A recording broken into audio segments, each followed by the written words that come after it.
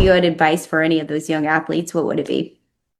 Wow, that's a good one. There, I would say success comes, that comes with it. But the biggest thing is, what you need to prepare yourself mentally for is adversity. In this game that we call life, there's gonna be a lot of there's gonna be a lot of downs. Before you walk, you gotta crawl, and there's gonna be some, falls down that road. And I want to let people know that before you get to, offers and you want to be the best in the state and the nation and all that, you got to crawl before you walk, and you got to take those steps. You got to, follow the guys, and you got to get ready for adversity. Adversity on here. You might be on a losing team, or you may have a season ending injury, or somebody may have, passed away in your family or anything like that.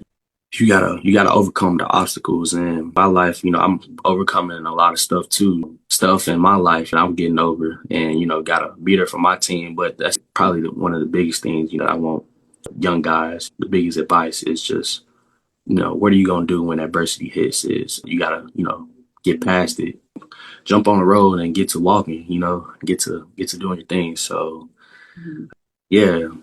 That's amazing advice, especially like you said, in life, everyone's going to have their type of adversity. It's going to look different for everyone, but everyone knows that same pain of struggle or going through hard times. So just learning how to get through them and knowing that like sometimes when you're in your darkest times, it's just a sign that your best times are coming. When adversity is, I'm a big Christian, and I think in the Bible, when Paul was talking, I think he was talking about adversity and pain and stuff. And he said, I can't remember the scripture, but he said, count it all as joy, because this is just temporary.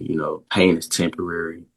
You will get past stuff. So, that's something that, if somebody's going through something, it's just think about it. You count it all as joy, because in the end, it's only going to make you a stronger person.